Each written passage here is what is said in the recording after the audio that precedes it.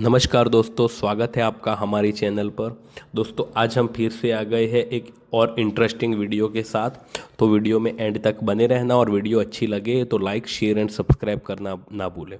दोस्तों आज जो हम टॉपिक लेकर आए हैं वो है पठानकोट एयरबेस पर जो हमला हुआ था 2015 में, उसके बारे में बात करेंगे। तो चलते हैं दोस्तों टॉपिक पर।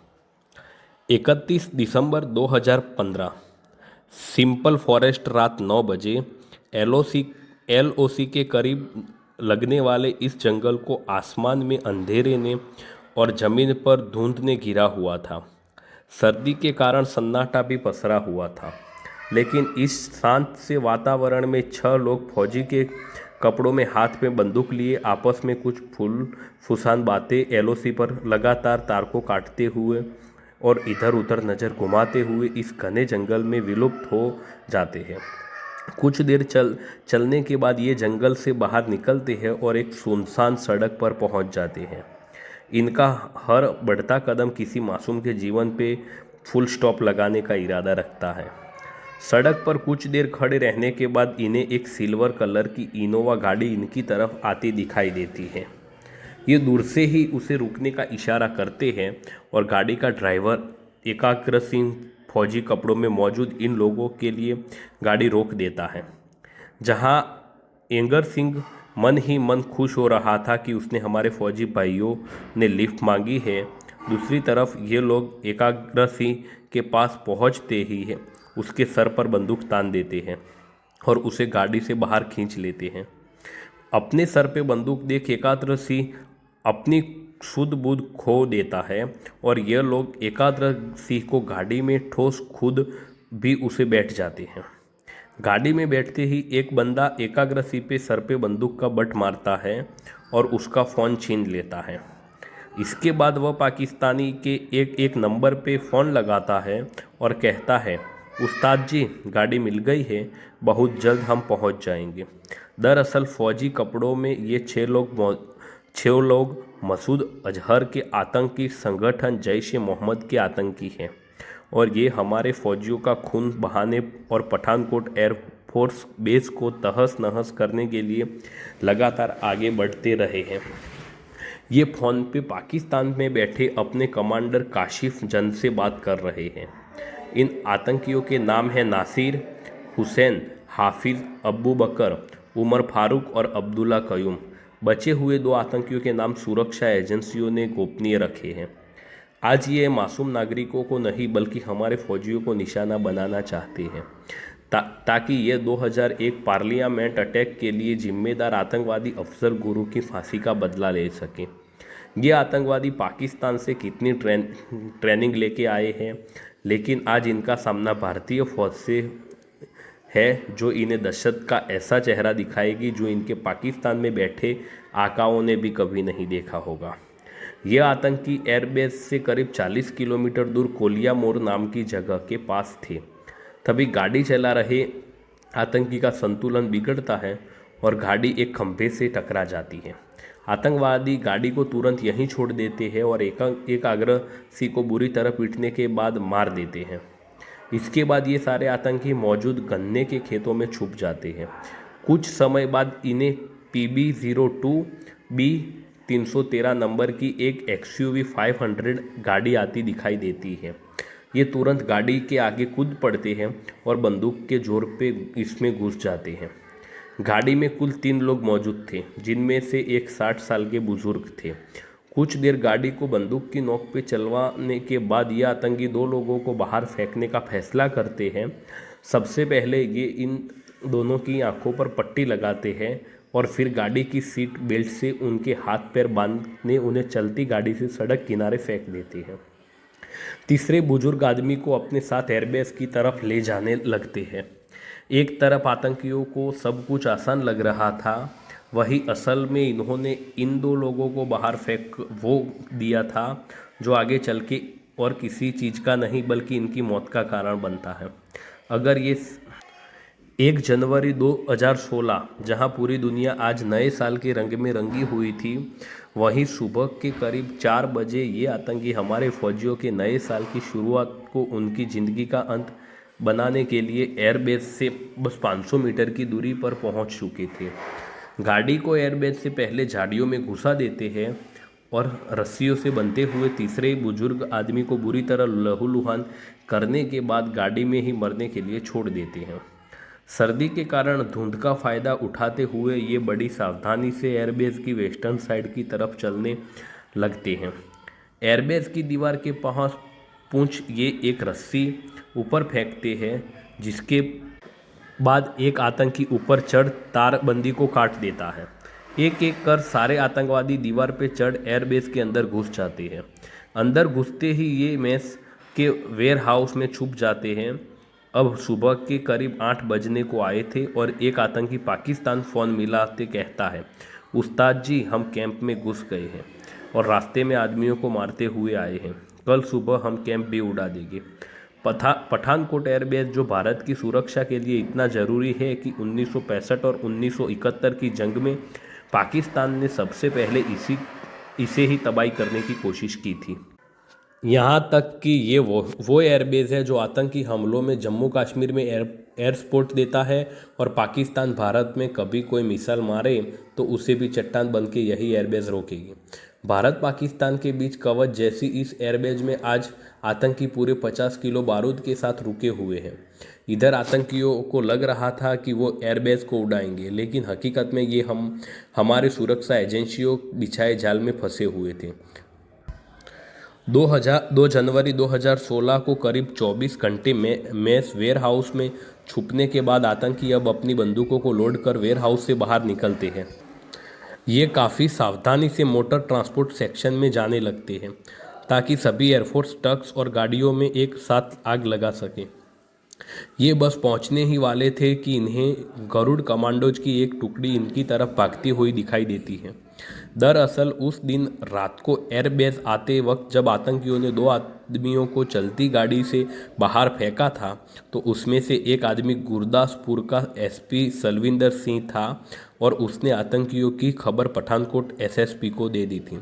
इसी कारण एनएसजी को दिल्ली से पहले ही बुला लिया गया था और गरुड़ कमांडोज एनएसजी के साथ मिलकर इंतजार ठीक कर रहे थे।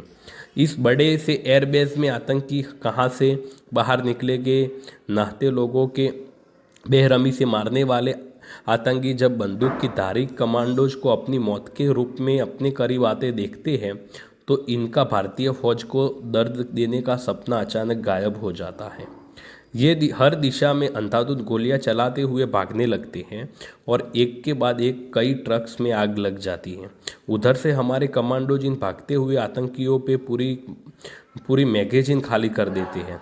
आतंकी फिर भी हाथ नहीं लगते हैं और बेशुमार गोलियां चलाते हुए 2 टुकड़ियों में एयरबेस के अलग अलग हिस्सों में भाग जाते हैं।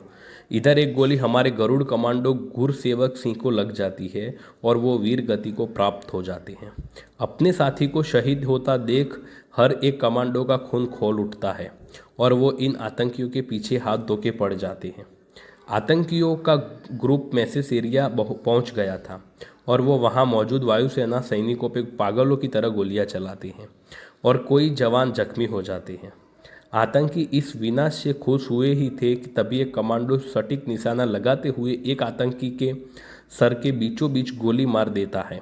ये आतंकी वही जमीन पर गिर जाता है और पीछे बचे 3 आतंकी हड़बड़ाहट में इस एरिया के पास बने बगीचे में घुस जाते हैं। यहाँ से एक अनोखा ही चूहे बिल्ली का खेल शुरू हो जाता है। आतंकी अपने साथी को मरता देख कैसे भी कर हमारे कमांडोज के प्रतिशोध की ज्वाला से बचना चाहते थे, इसीलिए भीगी बिल्ली बन बिना गोली चलाए चुपचाप छुपे रहते हैं। इस तरफ अपने साथी को शहीद होता देख कमांडोज के सर पे अब मौत सवार थी। कमांडोज बिना देरी किए अपने रेडियो सेट पे हेलीकॉप्टर टीम से पूरे बगीचे की हवाई रेकी करवाते हैं, जिसमें से एक एक आतंकी साफ नज़र आ जाते हैं। इसके बाद कमांडोज बगीचे के इर्द गिर्द एक घेरा बना लेते हैं। अब काफ़ी देर तक दोनों तरफ से गोलीबारी बंद हो रखी थी और आतंकियों को लग रहा था कि कमांडोज हार मान के उनको बाहर निकालने का इंतजार कर रहे हैं। तभी बगीचे के बाहर घेरे में खड़े कमांडोज अपने स्नाइपर के स्कोप से टारगेट या कहे तो आतंकियों को लॉक करते हैं। इसके बाद एक कमांडो इशारा करता है और एक ही झटके में तीनों आतंकियों को हमारे कमांडोज बिना एक उंगली हिलाने का मौका ही दिए ही मौत के घाट उतार देते हैं। हमारे फौजियों को मारने के सपने देखने वाली ये आतंकी तुरंत रेत की बोरी की तरफ जमीन पर गिर जाते हैं। शहीद गरुड़ कमांडो गुरु सेवक का बदला लेकर हमारे कमांडोज अभी खुश हुए ही थे कि तभी कुछ ऐसा घटता है जिसने कमांडो से लेकर दिल्ली में बैठे मंत्रियों तक को झटका दे दिया था। 3 जनवरी 2016 को करीब 24 घंटे का इंतजार करने के बाद एनएसजी के बॉम्ब स्क्वाड को आतंकियों की तलाशी लेने की अनुमति दे दी जाती है। मरे हुए आतंकियों की तलाशी लेना भी जिंदा आतंकियों से लड़ने जितना ही है घातक होता है। इसी कारण बॉम्ब स्क्वाड के लेफ्टिनेंट कर्नल निरंजन कुमार बिना अपने साथियों की जान खतरे में डाले सबसे आगे आतंकियों की तलाशी लेने के लिए निकल पड़ते हैं।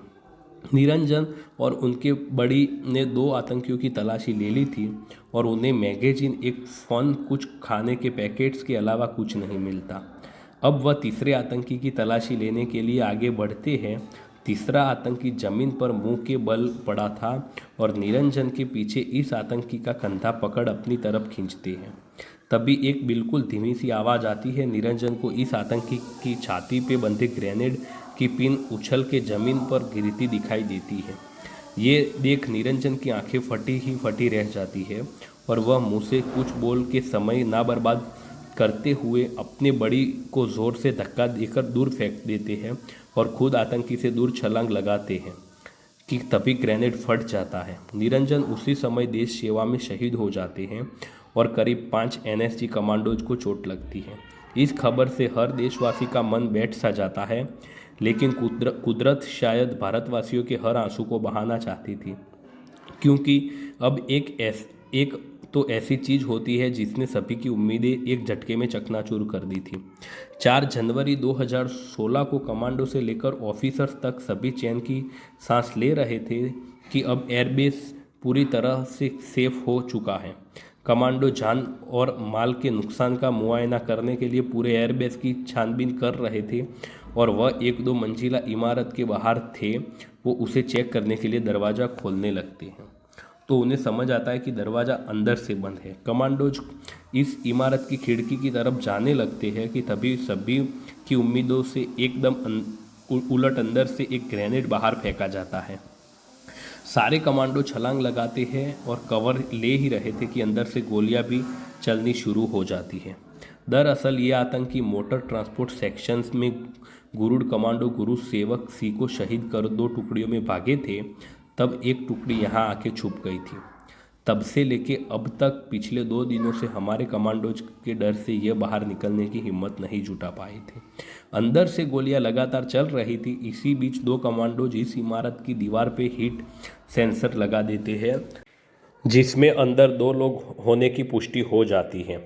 इतना होते के साथ कमांडो जो पहले ही इन आतंकियों से तंग आ चुके थे और अभी निरंजन कुमार को खोए थे, वो इन आतंकियों को इनके लिए सबसे सटीक सज़ा देने का फैसला ले लेते हैं। गोली और ग्रेनेड को एक तरफ रख हमारे कमांडोज इस पूरी इमारत में आग लगा देते हैं और हमारे फौजियों के लिए लाए हुए बारूद में ये आतंकी खुद ही झुलस कर मौत के शिकार हो जाते हैं। 1 घंटे के अंदर जो जोरदार धमाकों के साथ पूरी इमारत राख हो जाती है और हमारे एयरबेस को उड़ाना तो दूर, इन आतंकियों की हड्डियां भी नहीं मिलती हैं। दोस्तों, कुछ इस तरह करीब 9 आतंकियों को मुंह तोड़ जवाब देकर हमारे कमांडो ने भारत की तरफ बंदूक उठाने वाले हर हाथ को काट दिया। भले ही हमेशा की तरह आज भी हमारे कमांडो ने अपने कर्तव्य पूरी तरीके से निभाए, लेकिन इस अटैक में हमारे 5 डिफेंस सिक्योरिटी कोर के जवान, एक गरुड़ कमांडो, एक एनएसजी कमांडो और एक आम नागरिक मारा गया। बाकी अगर आपको ये वीडियो अच्छी लगी है तो दोस्तों लाइक, शेयर एंड सब्सक्राइब करना ना भूलें। मिलते हैं नेक्स्ट वीडियो में। थैंक